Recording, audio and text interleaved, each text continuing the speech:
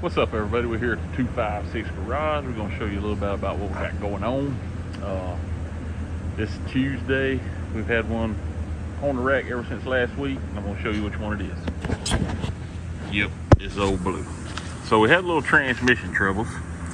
And, of course, the transmission wasn't just right when we put it in. But it run good for a while, you know. Didn't do everything just right, but it moved the truck and it lets you get down the road. So we pulled it out and we have put in another overdrive, and I'm gonna raise it up here and show you what's been a lot of the trouble and stuff we've been working on is the drive shaft. This transmission seemed to be just about an inch longer, maybe an inch and a half. So the drive shaft we had in it wouldn't work. So anyway, we got a different drive shaft and it wouldn't work. Found one that would work, but then the joints were too small and I couldn't adapt them except for one way. So now we've got another one in, and I know what you're thinking. Well, that's way too short. But no, that yoke is a long yoke. It goes on up in there pretty good, and the splines come out to about here on the transmission. But we've got an Explorer 8.8 rear end. We've got pretty sure what we think is a Fox body drive shaft. I've got the yoke off of like a late model, well, say 09 F-150, and I had to get a joint to adapt it down to the Fox body drive shaft.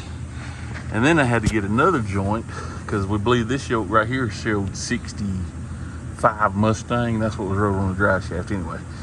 We had to adapt it down with this U-joint from this yoke, from the drive shaft to this size yoke.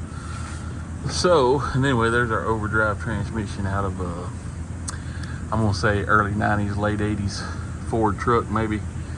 And the one that was in it was a Crown Vic. So maybe that's why this one is a little bit longer, I'm not sure. But anyway, we got it put in and we're going to crank it up. I just poured some fluid in it. And we're actually just kind of looking under it, looking to see if anything's haywire before I start it up. Got the shifter hook up, the detent cable hooked up, all the bell housing bolts in at the covers.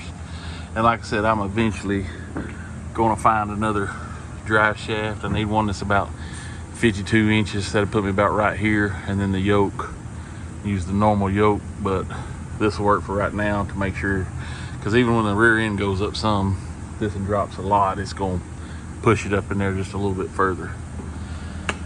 But we're going to let it down. We got some fluid in it.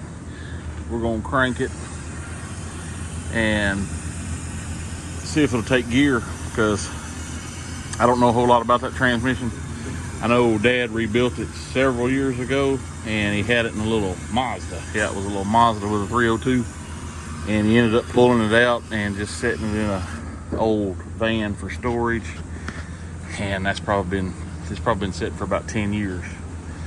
But while we're here, we're gonna walk over here and see what Drake and Jay Jr.'s doing.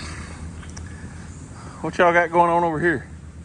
Nothing to see here, nothing to see here. Oh, you a machine shop? Oh, wait a minute. I didn't know you used the claw hammer to take off valve seals. Well, there's a lot of things you don't know. Are you learning? Maybe. I mean, that's a new trick right there. Claw hammer, take off valve seals. You saw how easy it worked, didn't you? What kind of tool you got there? I don't know. Valve spring compressor? It works. It looks like somebody took the water hose faucet handle and they put it on this guy. Put it on a claw. Why ain't you using that over there? Well, No comment. That one is built to work on Chevrolets. Yeah. They don't have enough spring tension to worry about. Because that little tool right there and them valve springs, we ain't got the guns to do that, have we? I ain't got the manpower. We come up a little lacking a little bit in there. But anyway, we dumped some fluid in this old blue truck. We're going to see what happens. Okay, we got fluid in it. We're going to let it sit here and run in reverse for a little while. Just let it circulate some of that fluid through there. I don't know if it makes a difference or not. I've always heard crank one up, put it in reverse, and let it run in reverse for a little while. So that's what we're going to do. Sit here and run a minute, we'll stop it, put it in park, check the fluid, and go from there. Okay, so we got her in drive now. Can't tell a lot about it on the rack air, but got it. Maybe we might still need one more quart of fluid, hard to say. But it did shifted into second. We're kind of got everything piled in with the storms coming tonight, so